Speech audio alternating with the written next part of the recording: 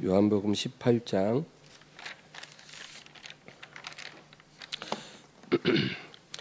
18절에서 32절인데요. 오늘은 본문이 길어서 이제 공부해 가면서 조금씩 읽겠습니다. 오늘 시험에 들지 않게 하소서, 이런 제목의 말씀입니다. 예수님은 자기에게 나오는 사람들이 왜 나오는지 그 동기를 보십니다. 하나님의 관점은 항상 겉으로 드러나는 게 아니라 내면에 있는 것이죠.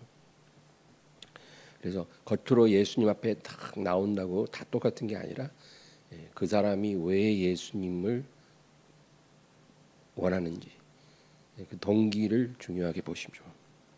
그래서 이 오병이어의 기적이 일어났을 때도요, 그 기적이 일어나고 나서 갑자기 예수님을 따르는 사람들이 배가 되고 열정적으로 따라옵니다. 겉으로 볼 땐 좋은 일이잖아요. 근데 예수님이 뭐라 그러냐면 요한복음 6장 26절, 예수께서 대답하여 이르시되 내가 진실로 진실로 너희에게 이르노니 너희가 나를 찾는 것은 표적을 본 까닭이 아니요 떡을 먹고 배부른 까닭이로다. 만약에 그 사람들이 표적을 보고 예수님을 따랐다면 그건 괜찮아요. 어린 믿음입니다. 어린 믿음은 어떤 표적이 나타나면 이제 그 예수님을 다시 보게 되고 또 따라올 수 있는 거예요. 처음엔 다 그렇게 시작하는 겁니다. 그런데 예수님 말씀이 표적을 보고 따라오는 게 아니라 떡 먹고 너희가 배불렀기 때문이다. 그러니까 떡을 먹고 배불러서 예수님을 따라다닌다는 것은 그것은 결코 믿음일 수가 없는 거죠. 그러니까 내가 저 사람만 따르면 배는 곪지 않겠다, 이제 그런 기대감을 갖고 따르는 것입니다. 그래서 그 다음 27절, 썩을 양식을 위하여 일하지 말고 영생하도록 있는 양식을 위하여 하라. 이 양식은 인자가 너희에게 주리니 인자는 아버지 하나님께서 인치신 자니라. 썩을 양식을 위하여 나를 따르는 자가 되지 말라는 겁니다. 먹고 살기 위해 하나님을 섬기고 뭔가 주님을 따르는 그런 사람이 되지 말라. 영생의 양식을 위하여 나를 따르는 자가 되어라. 그러니까 우리가 예수님을 따르는 목적은 이 세상에서 먹고 살기 위해서 따르는 게 아닙니다. 그게 목적이면 너무 비참하잖아요. 예수님 없어도 먹고 사는 건 다 합니다. 예수님을 따르는 자녀들보다 더 부유하고 더 풍성하게 사는 사람도 많죠. 그게 목적이 아니고 우리가 예수님을 믿고 따르는 것은 영생을 위하여 그렇게 하는 것입니다. 그게 믿음이라는 거예요. 당시에 예수님의 제자가 되겠다고 자원해서 예수님을 따르는 제자들이 수백 명이었습니다. 예수님이 직접 일일이 불러서 제자 삼은 사람은 12이지만 그러나 자기가 자원해서 예수님이 제자가 된 사람들이 수백 명이 있었어요. 그 중에 어떤 사람은 우리 아버지 장례를 치르고 내가 올 테니까 그때까지 좀 기다려 주십시오, 그런 사람도 있어요. 또 그 가족들에게 작별 인사하고 오겠습니다, 그렇게 말하고 갔다 오는 사람도 있고, 예수님이 부른 것도 아니고 자기들이 제자 되겠다고 하면서 이제 그런 식으로 이제 주님 앞에 나오는 거죠. 근데 이 제자들이요, 어느 날부터 다 떠나기 시작합니다. 따라올 때는 언제고 갑자기 다 떠나기 시작해요. 왜? 예수님이 십자가의 길을 자주 말씀하시거든요. 십자가의 길이 뭐예요? 누구든지 나를 따라오려거든 자기 부인하고 자기 십자가를 지고 나를 따라야 한다, 이거거든요. 근데 그 진리를 자주 말씀하시기 시작하니까 이 제자들이 다 돌아갑니다. 자기들이 원했던 길이 아닌 거예요. 그들이 예수님의 제자를 자원한 거는 이제 줄 선 거예요. 예수님이 나라를 얻으셨을 때 지금 미리 줄 서놔야 뭐 한 자리라도 할 수 있다는 거예요. 예. 여러분 우리나라도요 5년마다 한 번씩 대통령 선거 하잖아요. 그러면 당선이 유력한 대선 후보 캠프가 있어요. 캠프. 그 사람을 당선시키기 위해서 이제 캠프가 설치되죠. 그 캠프에요. 대한민국의 모든 엘리트들이 다 줄을 선다고 합니다. 뭐 대학 교수부터 의사, 뭐 변호사, 뭐 과학자, 뭐 연예인 모든 종류의 유명 인사들이 이제 그 캠프에 줄을 선대요. 권력을 잡으면 한 자리 하려고. 지금 예수님을 따르는 제자들도 약간 비슷한 동기인 거예요. 예수님의 나라가 임할 때 한 자리 얻고 싶은 거예요. 근데 한 자리를 약속하기는커녕 자기를 부인하고 자기 십자가를 지고 나를 따르라. 뭐 죽지 아니하면 아무 열매를 맺지 못하리라. 뭐 이런 소리 자꾸 하시니까 그냥 집에 돌아가는 겁니다. 그래서 하나둘 다 떠납니다. 예수님을 따라다니는 동기가 이제 드러나기 시작하는 거죠. 예수님 자체가 목적이었다면 예수님이 십자가의 길을 말해도 계속 따라왔을 거예요. 예수님이 목적이면 예수님이 어디로 가든지 따라갈 수 있는 거예요. 근데 예수님이 아니라 주님이 주실 어떤 그 영광, 내가 주님께 줄 서면 내가 얻게 될 어떤 성공, 보상 이런 게 목적이었기 때문에 그것을 얻지 못할 때 떠날 수밖에 없는 거죠. 이런 사람들은 절대로 십자가의 길을 걸을 수가 없습니다. 예수님이 목적이 아니고 자기 성공이 목적인 사람은 주님을 끝까지 따르지 못해요. 그래서 12제자만 남게 됐습니다. 예수님이 말씀합니다. 요한복음 6장 67에서 69. 예수께서 12제자에게 이르시되 너희도 가려느냐? 시몬 베드로가 대답하되 주여 영생의 말씀이 주께 있사오니 우리가 누구에게로 가오리까? 우리가 주는 하나님의 거룩하신 자이신 줄 믿고 알았사옵나이다. 이제 베드로가 말합니다. 우리는 주님을 떠나지 않을 것입니다. 우리는 영생의 말씀을 받았기 때문에 주님으로부터 받았기 때문에 우리는 떠나지 않을 것입니다. 우리가 주님은 하나님의 거룩하신 자이신 줄 믿고 알았사옵나이다. 정말 베드로는요 이렇게 실수도 많지만 말도 잘해요. 그렇게 고백을 합니다. 결국 이 제자들이 마지막 순간엔 다 도망을 쳤지만 그러나 현재 그들이 갖고 있는 동기는 올바른 거였어요. 그들은 성공을 위해서 주님을 따르는 게 아니라 영생을 위하여 주님을 따르고 있는 겁니다. 같은 맥락에서 어떤 사람이 이제 예수님께 질문을 하죠. 예수님께 질문한 사람이 많았어요. 근데 예수님은요 그 질문을 받으실 때 그 질문하는 사람의 질문의 내용이 아니라 질문의 동기를 보십니다. 항상 그랬었어요. 그래서 그 질문한 사람의 동기가 정말 진리를 알고 싶어서 물어보는 거면 예수님은 아주 친절하게 대답을 잘 해주십니다. 어떤 질문이든 아무리 뭐 한심스럽고 정말 참 뭐랄까 어처구니 없는 그런 유치한 질문도 예수님은 대답을 잘 해주셨어요. 그러나 질문하는 사람의 동기가 진리를 알고 싶어서가 아니라 예수님을 시험하는 것이었어요. 예수님을 시험해 보려고 난처한 질문을 던져요. 그리고 예수님이 대답을 뭔가 잘못하면 그걸 꼬투리로 해서 예수님을 고발하려고 그렇게 질문하는 사람들도 많았어요. 그런 사람들에게는 그 질문의 내용이 무엇이든지 간에 예수님은 대답을 해주시지 않았어요. 이게 하나님이 우리를 대하시는 방식이에요. 하나님은 우리의 동기를 보고 우리에게 반응하셔요. 그래서 동기가 온전해야 하나님이 응답도 해주십니다. 이제 본문 18절에서 21절 보겠습니다. 그때가 추운 거로 종과 아랫사람들이 불을 피우고 서서 쬐니 베드로도 함께 서서 쬐더라. 대제사장이 예수에게 그의 제자들과 그의 교훈에 대하여 물으니 예수께서 대답하시되 내가 드러내놓고 세상에 말하였노라.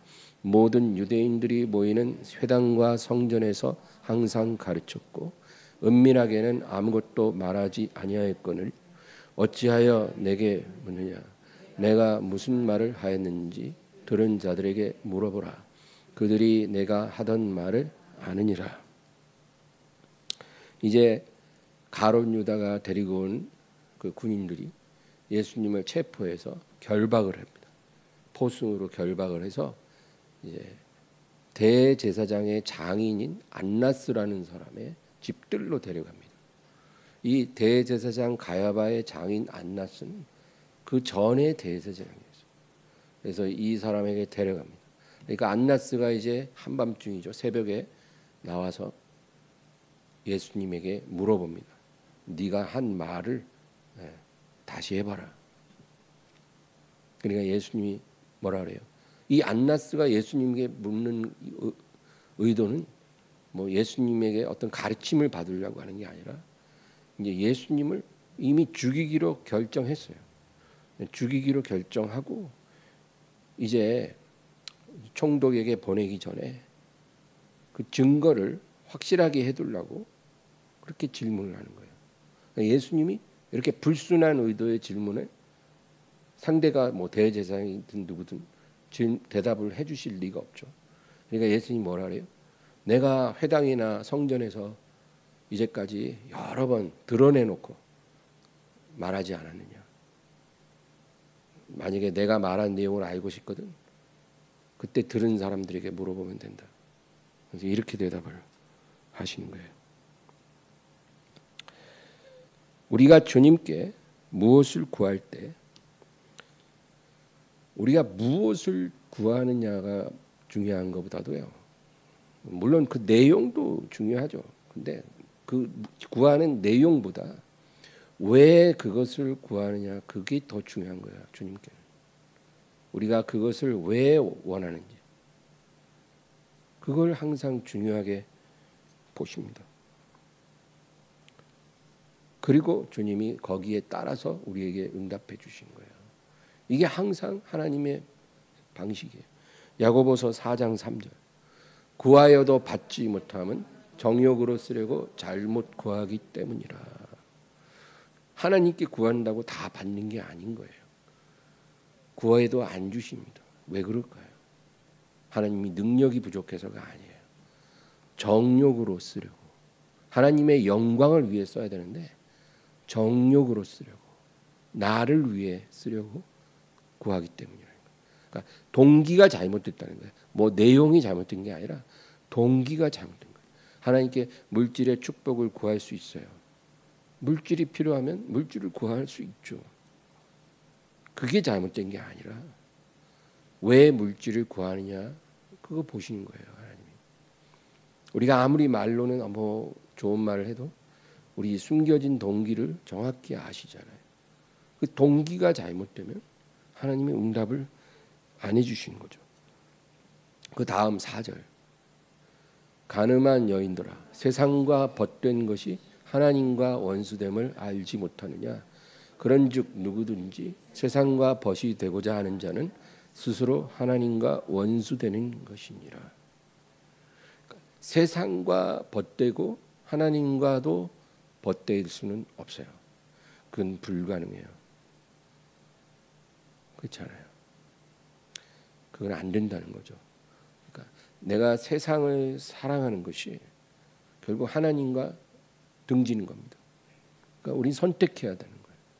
하나님을 사랑하고 세상을 등지든지 세상을 사랑하고 하나님과 등지든지 둘 중에 하나지 둘 다는 안 돼요. 만약에 누가 와서 둘 다 가능하다 그러면 여러분 그거는 거짓 교사예요. 진리가 아니에요. 하나님은 분명하게 말했거든요. 그래서 우리가 구하는 것이 정말 세상을 사랑하는 그 마음으로 구하는 것이면 하나님께서 그 기도에 응답해야 될 이유가 없는 거예요. 지금 하나님을 등지고 하나님과 원수된 사람이 구하는 걸 왜 하나님 주셔야 합니까? 내가 물질이 필요합니다. 내가 하나님을 위해서 할 일이 너무 많아요. 하고 싶습니다. 하나님 은혜 주세요. 그러면 하나님이 들어주실 수 있는 거예요. 그러나 하나님, 명품으로 도배하고 싶어요. 머리끝에서 발끝까지. 저도 한번 그런 삶을 살아보고 싶어요. 좋은 차, 좋은 집, 여행도 다니고 하고 싶은 거 다 하고 호의호식하고 정말 그 꿈에 그리는 그런 인생 한번 살아보게 해주세요. 제발 좀 도와주세요. 이러면 하나님이 그 기도에 응답할 이유가 있나요? 없죠. 그래서 사람들이 그렇게 말하면 안 들어주실 거 아니까 이제 말은 잘합니다. 제가 많은 좋은 일도 할 겁니다. 근데 그렇게 말해서 하나님이 속지 않고요. 하나님은 우리 중심의 깊은 곳을 다 보신다는 거죠. 그래서 정욕으로 드리는 기도가 응답이 안 되는 겁니다. 이제 또 본문으로 가서 22, 23절. 이 말씀을 하심에 곁에 섰던 아랫사람 하나가 손으로 예수를 쳐 이르되 내가 대제사장에게 이같이 대답하느냐 하니 예수께서 대답하시되 내가 말을 잘못하였으면 그 잘못한 것을 증언하라. 바른 말을 하였으면 네가 어찌하여 나를 치느냐 하시더라. 이제 대제사장의 장인 안나스가 예수님께 물어보는데 예수님이 대답을 안 해주셨잖아요. 내가 여러 번 드러내고 말했으니 들은 자에게 물어보라. 이렇게 말하니까 그 옆에 있는 그 아랫사람이 예수님을 손으로 탁 때리면서 대제사장이 물어보는데 공손하게 대답하지 않느냐. 그렇게 했다는 거죠. 참 우리가 이 상황을 한번 이렇게 상상을 해보세요. 이 말이 됩니까, 여러분? 지금 예수님은 하나님이시잖아요. 그 하나님이 사람을 몸을 입고 이 세상에 오신 거예요. 왜? 자기 목숨을 내어줌으로 우리를 구원하기 위해서죠.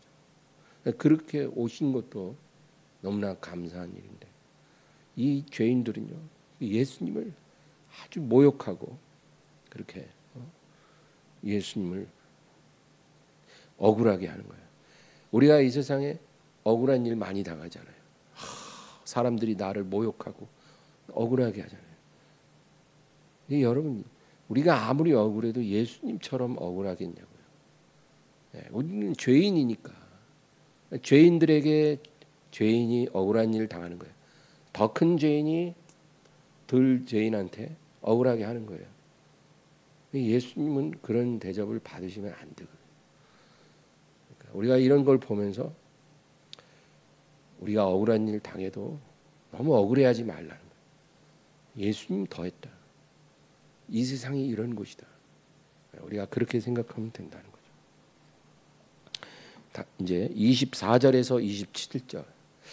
안나스가 예수를 결박한 그대로 대제사장 가야바에게 보내니라. 시몬 베드로가 서서 불을 쬐더니 사람들이 묻되 너도 그 제자 중 하나냐가 아니냐.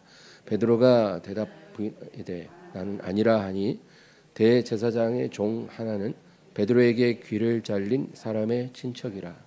이르되 내가 그 사람과 함께 동산에 있는 것을 내가 보지 아니하였느냐.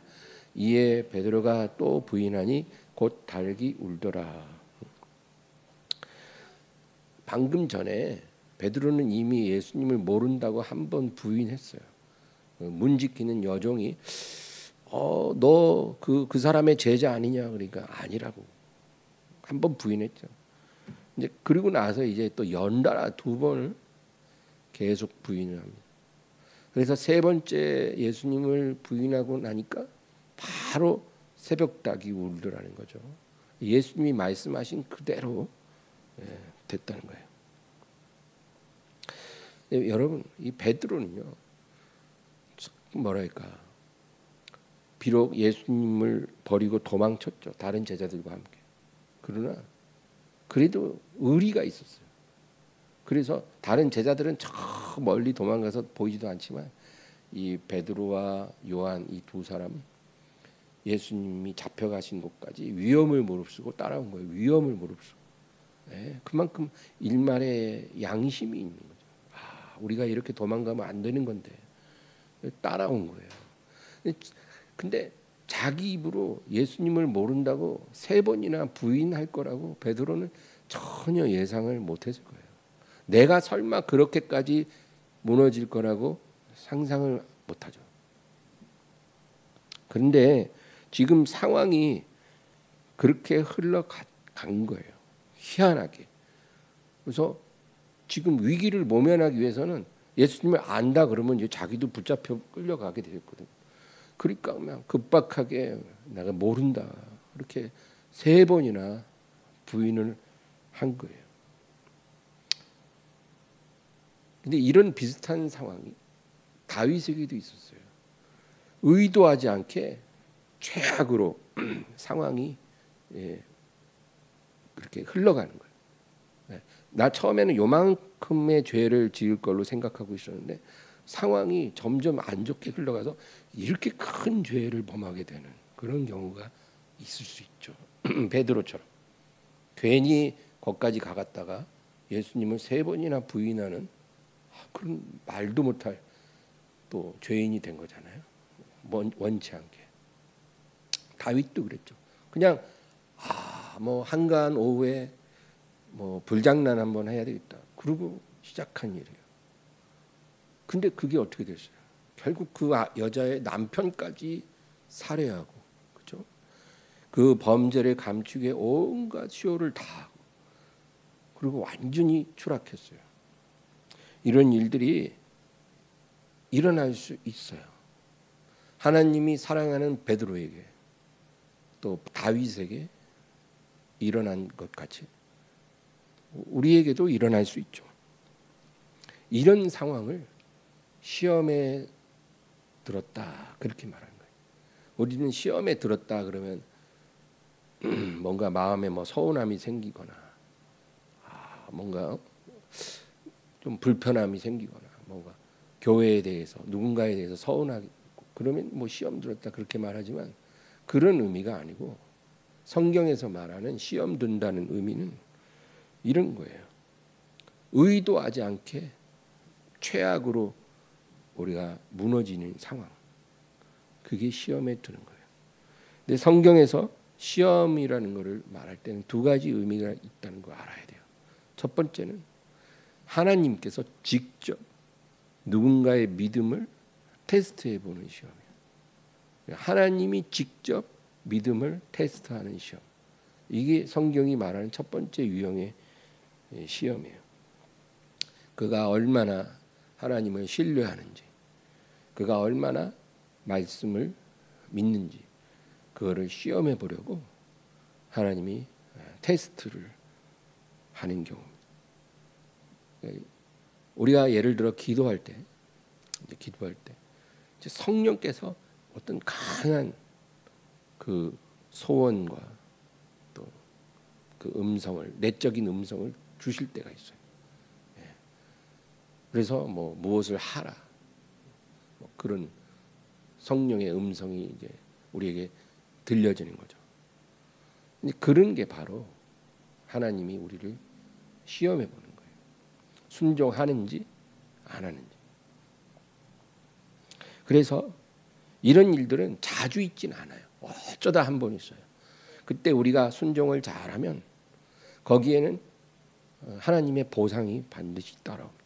그러니까 하나님이 우리를 테스트할 때는 그거 이렇게 무서워하지 마세요. 거기에 우리가 잘 통과하면 거기에 하나님의 보상이 따라옵니다. 하나님은 그걸 다 준비하고 우리를 시험하는 거예요. 좋은 일이에요. 성경에 뭐 아브라함의 이야기도 있지만 사르밧 과부도 그래요. 이 사르밧 과부가 있었잖아요. 이스라엘에 엄청난 기근이 들었어요. 이제 다 굶어 죽기 딱 좋은 그런 상황이에요. 이 가난한 과부도 어린 아들과 함께 사는데 이제 너무 이제 가난하고 음식이 없어요. 음식이. 그래서 이제 통에 조금 있는 밀가루하고 조금 남은 기름하고 이제 요거 가지고 이제 마지막 최후의 만찬을 아들과 함께 하고 그리고 이제 더 이상 못 살겠다. 이제 이런 상황이에요. 근데 딱 그 순간에 누가 나타나요? 누더기를 걸치고 선지자 엘리야가 나타나요. 딱 봐도 거린이에요, 거린. 근데 이 엘리야가 뭐라 그러냐면 그 남은 음식 가지고 떡을 구워서 나도 한 덩이 주라는 거예요. 나도 한 덩이 주고 너희도 먹고. 그 가뜩이나 적게 남은 음식을 그 거린도 나눠주려면 더 적어지잖아요. 아마 보통 사람 같으면 이게 웬 거지가 와서 이런 소리를 하냐 그리고 내쫓았을 거예요. 근데 이 과부는 그 순간 희한하게 어떤 분별력이 생긴 거예요. 아, 이 사람 보통 사람 아니다. 이 사람은 하나님의 선지자 같은 그런 느낌이 든다. 그런 거예요. 그래서 그냥 그 사람이 한 말대로 한 거예요. 희한한 일이죠. 복 받으려면 그렇게 되는 거예요. 근데 그러고 나서 엘리야가 뭐라 그래요? 이제 그릇 주변에 동네 다니면서 있는 대로 다 모아오라는 거야. 모든 그릇을 솥단지든 냄비든 뭐든 다 구해오라. 그래갖고 그냥 온 방에 그릇으로 꽉 채웠어요. 그러니까 이제 그 통에 가루하고 이제 그 기름을 거기 그릇에다가 이제 붓는 거예요. 그게 계속 나와요. 꽉 채워져. 그게 결국 어떻게 됐냐? 그 기근이 끝날 때까지 그 기름과 밀가루가 떨어지지 않은 거예요. 놀라운 이야기죠. 그러니까 순종에는 항상 대가가 있다는 거예요. 하나님의 약속이 있어요. 그 약속이 뭔지 우리가 모를 수도 있어요.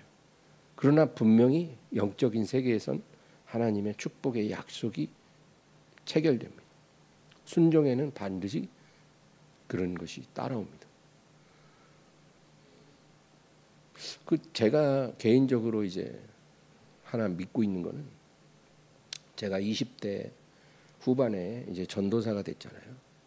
전도사가 딱 되니까 이제 월급이 얼마나 하냐면은 이제 통장에 들어오는 돈이 뭐 110만 원 정도 들어왔던 것 같아요. 그 당시에 110만 원 정도 월급이 들어요. 얼마나 귀합니까, 여러분? 진짜 그 돈으로 살아야 되잖아요. 근데 하나님의 은혜를 주셨으니까 당연히 첫 열매는 하나님께 드린 거예요. 드렸는데 이제 한꺼번에 드리면 쓸 돈이 없잖아요. 그래서 반만 드리고 두 번째 달에 나머지 반을 드리고 이제 이렇게 해갖고 드리고 이제 했는데 뭐 그것 때문인지 아닌지 모르지만 그 작은 그 순종에도 하나님이 보상이 있더라고요. 그래서 제가 지금까지 진짜 한 번도 돈이 부족한 적이 없어요. 제가 부잣집 아들은 아닙니다. 누가 그렇게 도와주는 후원자도 없어요. 근데 이 목회하면 가난하다 그러거든요. 제 주변의 목사들 안 가난한 사람이 없어요. 근데 저는 안 가난해요. 앞으로도 안 가난할 것 같아요. 그래서 이런 거예요. 꼭 하나님이 아브라함에게 말씀하시 네가 나를 경외하여 너의 독자라도 아끼지 아니하였으니 내가 이후로 너에게 어찌어찌하여 복에 복을 내리리라. 뭐 이런 말씀을 그때 천사를 통해 주셨잖아요. 근데 그렇게 하지 않더라도 우리가 순종하면 거기에 반드시 보상이 있다. 여러분 그래서 성령이 감동하실 때 순종을 잘 하세요. 그리고 정말 우리가 순종하기 어려운 것을 요구하실 때는요. 하나님이 아주 분명하게 말씀을 하실 거니까 그 분명하게 말씀하실 때 잘 듣고 죽기까지 순종하면 거기에 합당한 보상이 있다. 그겁니다. 그 다음에 두 번째 시험의 의미는 우리가 일생 동안 수없이 당하는 그런 시험이에요. 뭐냐면 하나님이 주시는 시험이 아니고 마귀가 가져오는 시험입니다. 이 시험은 계속 옵니다. 아주 수시로 계속 파도처럼 밀려옵니다. 마귀가 죄의 유혹에 떨어지게 하고 시련을 통해 하나님을 원망하게 하는 그런 시험을 우리에게 계속 갖고 오는 겁니다. 그래서 우리를 넘어뜨립니다. 유혹에 넘어지게 하고 아니면 하나님을 원망하게 하고. 그래서 우리가 이렇게 넘어지게 되면 궁극적으로 우리의 믿음을 우리가 포기하는 거죠. 강제로 빼앗아가는 게 아니라 우리가 스스로 믿음을 버리는 거예요. 그렇게 만들어요. 마귀는 우리의 믿음을 강제로 못 뺏어요. 그런데 우리가 스스로 버리게 만들 수 있죠. 그렇게 될 때 그게 시험에 드는 거예요. 우리를 넘어뜨리는 게 목적이 아니에요. 우리가 어떤 죄에 빠지게 만들고 우리가 하나님을 원망하게 만들고 그게 목적이 아니에요. 마귀는 그걸 통해서 우리 믿음을 없애버리는 게 마귀의 궁극적인 목적이에요. 그렇게 되면 우리는 시험에 완전히 든 거예요. 시험에 들지 않도록 이제 기도하잖아요. 우리가 주기도문에도 시험에 들게 하지 마시옵고, 그 시험에 들지 않는다는 게 어떤 죄를 안 짓고 넘어지지 않는다는 의미가 아니고 믿음을 잃어버리는 단계까지 가지 않는 것을 말해요. 욥이 욥기에 보면 사탄이 욥의 모든 걸 빼앗아 가잖아요. 욥이 엄청난 시험을 받았어요. 그래서 무너졌어요. 뭐 깨진 기앗장으로 몸을 긁고 있고 주변에 아무도 안 남았어요. 그런데 이제 사탄이 원하는 건 뭐예요? 이 욥이 끝내는 하나님을 원망하게 만드는 게 이 사탄의 목적이에요. 그런데 희한하게 자식도 다 죽고 재산도 다 사라지고 온몸에 병까지 들었는데 하나님을 원망을 하지 않는 거예요. 이 사람이. 그러니까 이 사탄이 회심의 카드, 마지막 숨겨진 카드를 꺼냈어요. 그게 바로 욥의 아내예요. 욥과 평생을 같이 산 그 아내가 이 마귀가 내미는 마지막 카드예요. 그래서 그 욥의 아내가 이렇게 말합니다. 욥기 2장 9절. 그의 아내가 그에게 이르되 당신이 그래도 자기의 온전함을 굳게 지키느냐, 하나님을 욕하고 죽으라. 야, 이제 자기 몸도 지탱하기 어려울 정도로 무너져 있는 남편 앞에서 이 아내가 뭐라 그래요? 아직도 믿음을 지키느냐, 하나님을 욕하고 죽으라. 이 말은 지금 사탄이 욥에게 하고 싶은 그 말이에요. 사탄이 하고 싶은 그 말을 그대로 욥의 아내가 욥에게 하는 거예요. 여러분, 사탄의 시험은 이렇게 옵니다. 예. 성경에 사탄이 자기를 직접 드러낸 경우는 예수님이 광야에서 40일 금식하고 나서 3번 시험을 받을 때뿐이에요. 그때 외에는 자기를 드러내질 않아요. 그러니까 클래스가 다른 거예요. 그러니까 하나님이신 예수님이 시험 받을 때만 자기를 위장할 또 소용이 없잖아요. 예수님을 시험하는데 자기를 위장한다고 되겠어요? 그러니까 직접 나타난 거예요. 그러나 그 외에는 항상 자기를 위장해요. 에덴 동산의 아담 하와에게도 뱀으로 위장해서 나타나죠. 그리고 항상 사탄은 사람을 통해 어떤 상황을 통해 자기를 감추고 우리를 시험하는 거예요. 욥이 결정적으로 위기를 맞을 때 욥을 시험한 사람은 욥의 아내였죠. 가장 가까운 사람도 이렇게 순간적으로 그렇게 될 수 있어요. 욥의 아내는 자기가 사탄의 비장의 카드로 쓰임받고 있는지도 모르죠. 근데 결국은 욥은 그 시험도 이겨냈죠.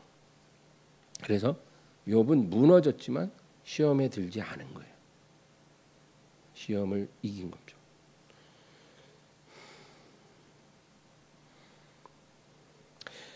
넘어진다고 시험에 든 게 아닙니다. 죄를 짓고 실수하고 넘어져도 아직 시험에 든 거 아니에요. 우리가 빨리 회개하고 주님의 은혜로 일어서고 회복되면 우리는 시험에 든 게 아니에요.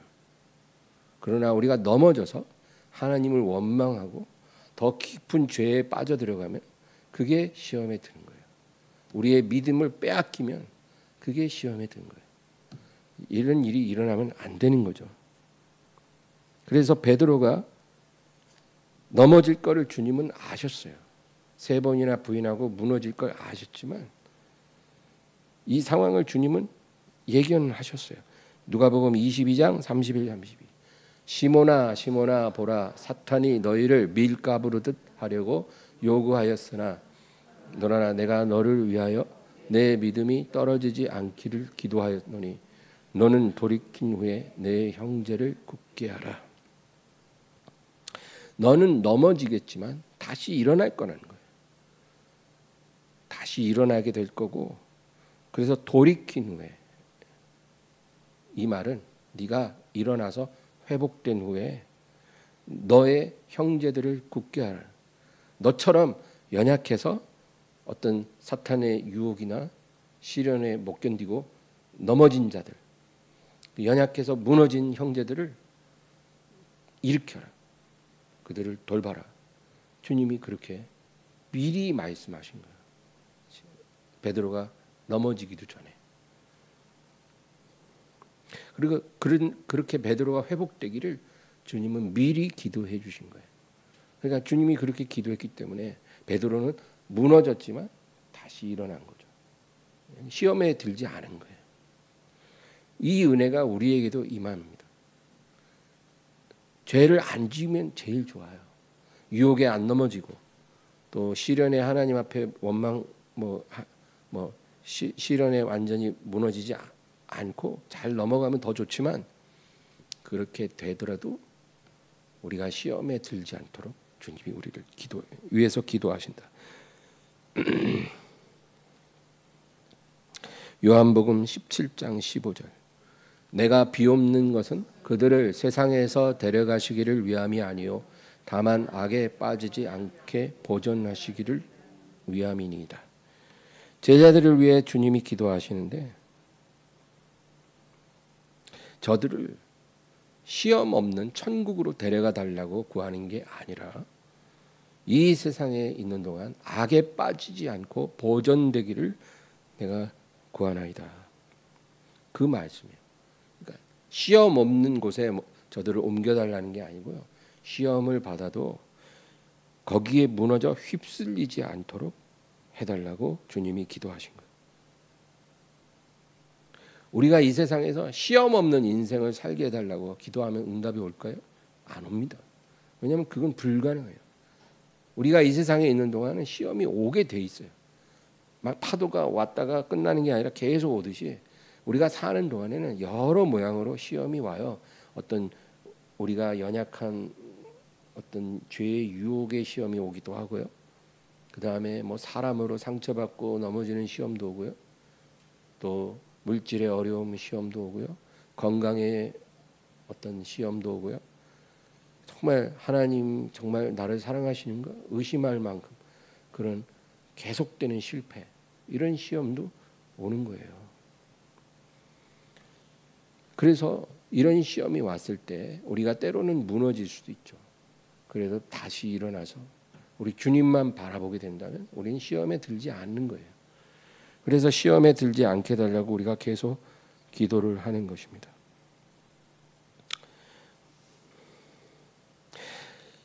그리고 시험에서 우리가 무너졌을 때요, 우리가 어떤 태도를 가져야 되느냐? 하나님께 눈물로 기도해야죠.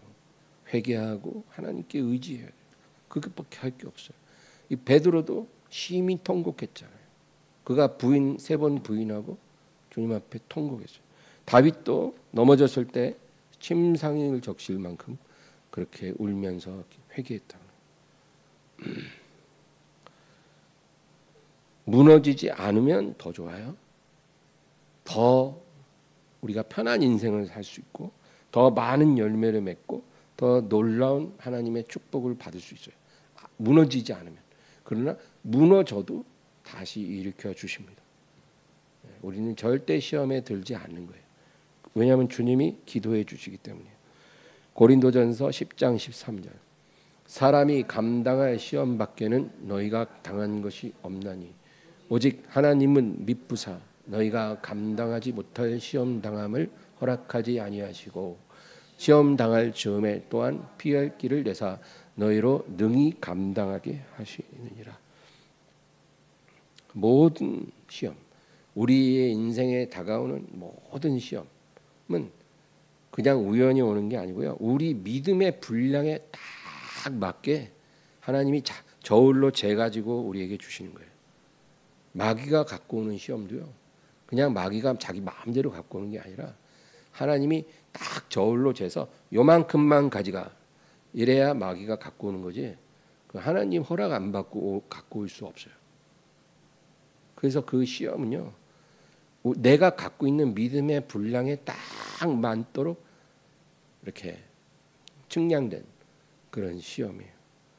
그러니까 여러분 왜 이런 일이 일어나지 이렇게 의아해하지 말고 내가 감당할 수 있다라는 걸 기억하시기 바랍니다. 그리고 피할 길을 주신다는 거예요. 시험이 오면 거기서 끝나지 않고 그 시험을 피할 길도 우리에게 주신 능히 감당하게 하셔. 여러분 요셉의 이야기 알죠? 요셉이 시험이 왔잖아요. 그 보디발의 가정에서 열심히 일하고 있는데 그 주인의 처가 그렇게 자기를 유혹합니다. 근데 노예는요, 그 거부권이 없어요 원래. 근데 이게 요셉은 미움을 받더라도 내가 하나님께 죄지을 수 없다. 그래가지고 도망갔어요. 그리고 그 주인의 처가 있는 곳에 가까이 가지도 않았어요. 근데 이제 그 주인이 알게 돼가지고 어떻게 됐어요? 감옥에 갔잖아요. 그 감옥에 간 게 그게 더 상황이 안 좋아진 게 아니고요. 하나님이 요셉에게 피할 길을 준 거예요. 만약에 감옥에 안 갔으면 그 요셉이 그 자기를 못 잡아먹어 안달인 그 주인의 처랑 같은 공간에서 일을 하면 2번, 3번, 4번, 5번 계속 요구할 거 아니에요. 그럼 요셉의 마음이 흔들릴 수도 있잖아요. 노예니까. 이제 안 되는가? 어쩔 수 없는 건가? 이럴 수도 있잖아요.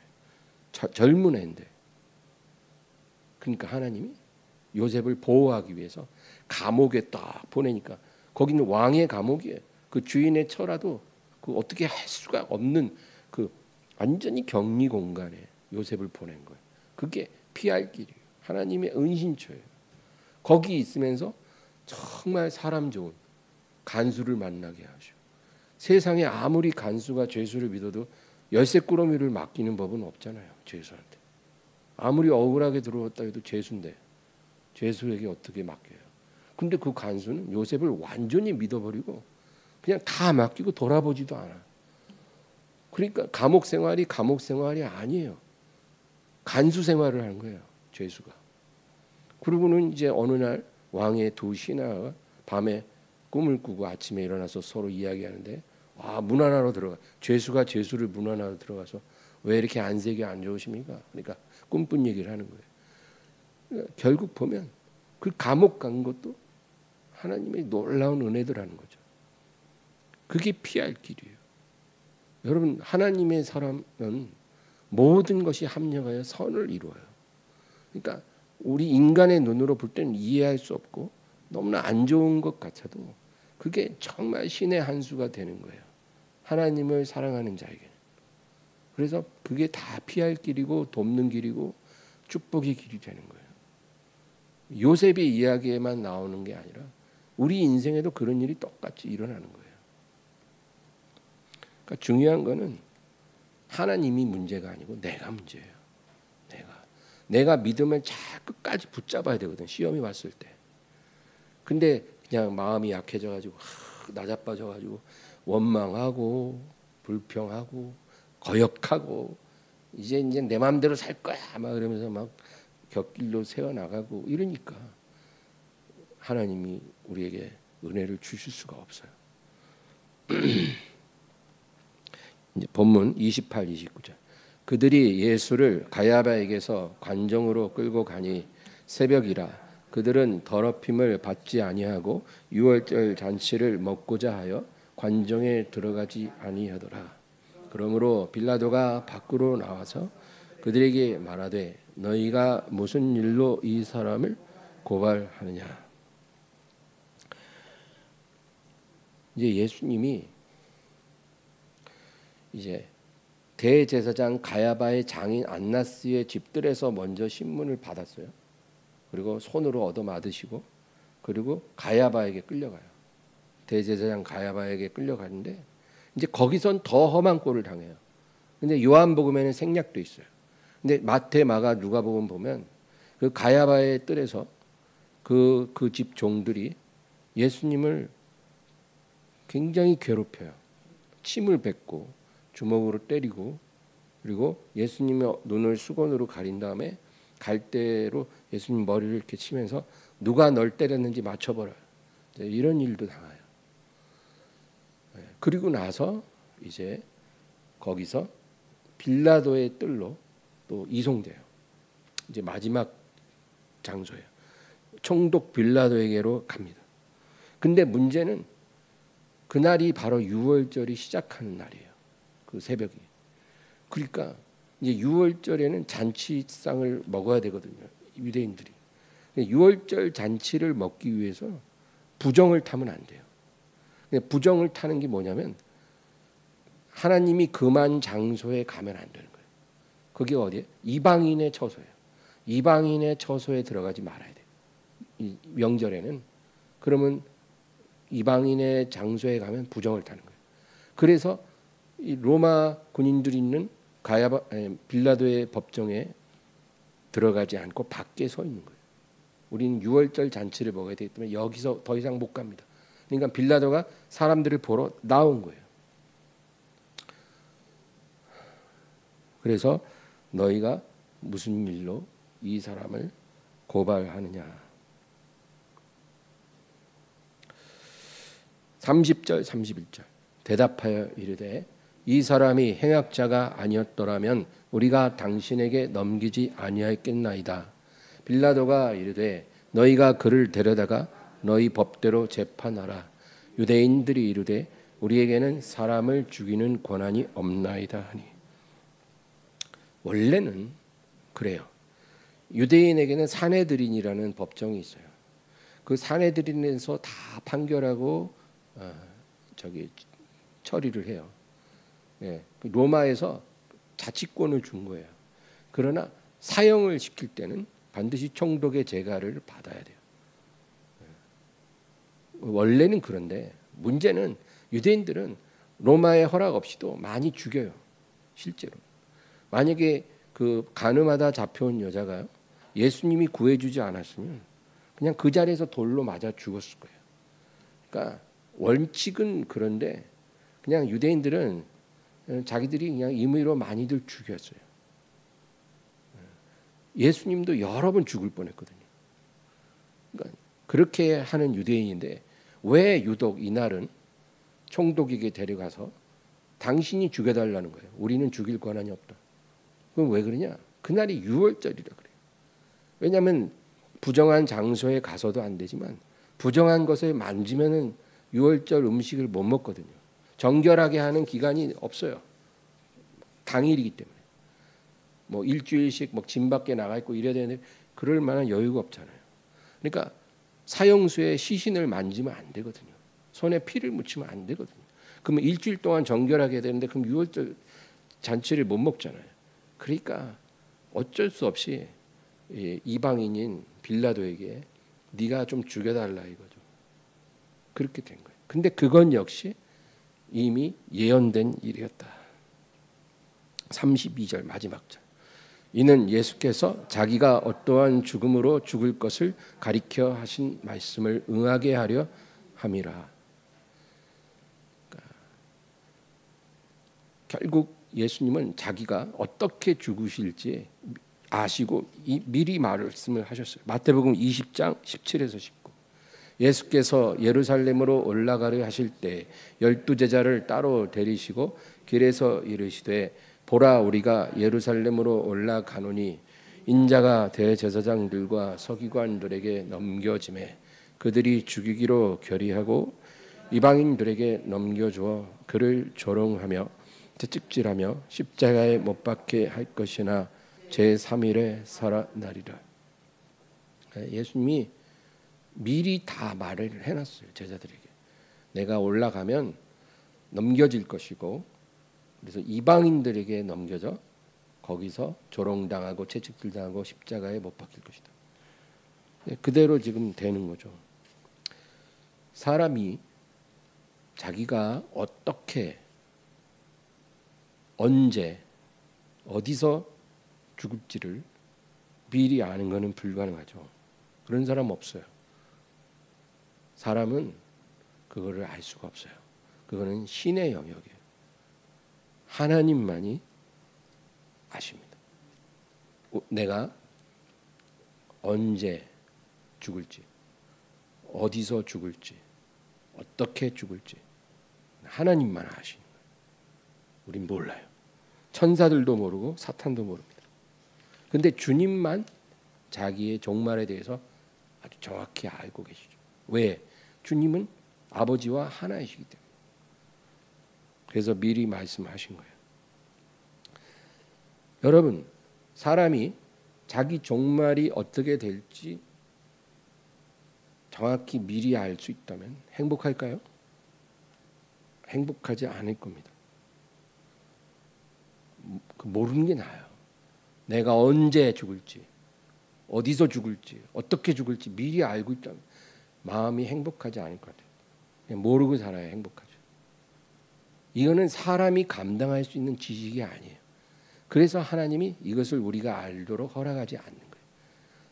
우리가 감당할 수 있는 것만 허락하시는 거예요. 하나님은 항상.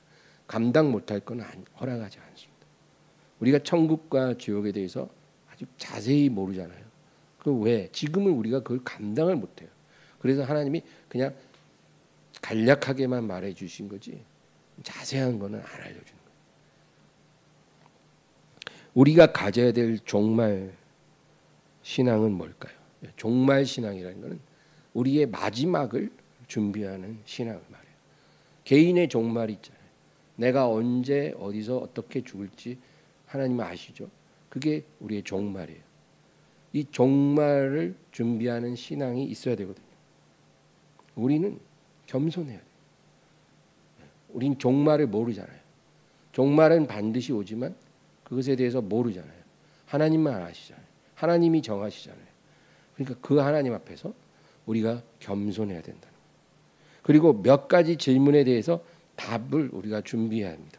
첫째는 내 영혼은 진정으로 거듭났는가? 이 중요한 질문이에요.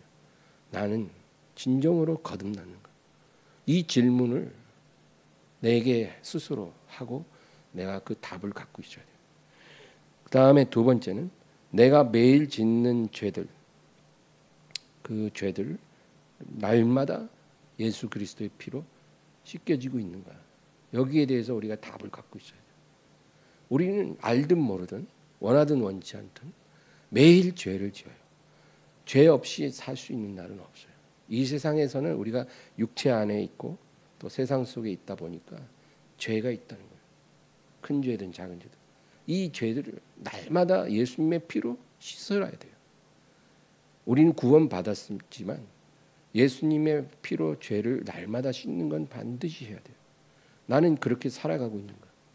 어떤 사람들은 내가 뭐 하루에 얼만큼 죄 짓는지도 별 관심도 없고 자기 전에도 한마디도 회개하지도 않아요. 그냥 자요. 뭐 내 죄, 오늘 지은 죄 뭐 용서해달라고 구하지도 않아요. 그냥 피곤하니까 그냥 잠들어요. 그리고 그 다음 날도 그냥 태연하게 하루를 시작해요. 또 그냥 아무 기도 없이 또 자요.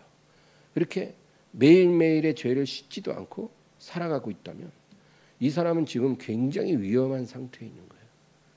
그러면 안 되거든요. 나는 날마다 내 죄를 씻고 있는 거예요. 마지막 셋째는 내가 하나님 앞에 섰을 때 보여드린 열매는 얼마나 준비가 되었는가. 하나님 앞에 우리가 열매를 보여드릴 거거든요. 우리가 그거는 피할 수가 없어요. 주님 앞에 섰을 때 이 세상 삶에 대해서 결산을 하는 거예요. 결산을 하는데 하나님 앞에서 아무짝에도 소용없는 것들이 있어요. 이 세상에 속한 것 중에. 근데 그런 것들이 지금은 또 너무 중요한 것들이에요. 지금은 너무 중요한데 주님 앞에서는 아무 소용이 없는 것들이 있고요. 지금은 별로 중요하지 않은데 주님 앞에서 우리가 열매로 결산할 수 있는 것들이 있다는 거예요. 하나님 앞에 가지고 갈 수 있는 게 있고 가지고 갈 수 없는 게 있다 그 말이에요. 그래서 우리가 영적인 성숙을 이룬다는 건 뭐냐? 그냥 교회 오래 다니고 교회 문화에 익숙해지고 그런 게 아니고요. 하나님 앞에 내가 가지고 갈 수 있는 것들은 점점 더 우리가 거기에 집중하고 하나님 앞에 가지고 갈 수 없는 이 세상에 속한 허무한 것들은 우리가 점점 더 내려놓는 그런 사람이 돼가는 거예요. 그게 영적인 성숙의 증거예요. 우린 그런 사람이 돼야 되는 거예요. 기도하겠습니다. 하나님 아버지 감사합니다. 오늘도 주님을 의지하게 하시고 주여 우리를 시험에 들지 말게 하옵소서. 우리가 연약하여 범죄하고 무너지고 유혹에 굴복하고 또 하나님을 정말 우리가 슬프게 하고 또 실망시킬지라도 하나님 아버지요 우리가 무너지지 않게 하시고 다시 일으켜지게 하여 주시고 시험에 빠져서 휩쓸려가는 게 아니라 시험을 이기고 주님께 나아가는 저희들이 다 되도록 도와주시옵소서. 천국 가는 그날까지 종말 신앙 가지고 주여 거듭난 내 영혼을 지키게 해주시고 또 하나님 앞에 지은 모든 죄 날마다 잘 씻게 하시고 그리고 주님 앞에 가지고 나갈 풍성한 열매를 거두는 저희들이 되도록 도와주시옵소서. 감사하고 예수님의 이름으로 기도합니다.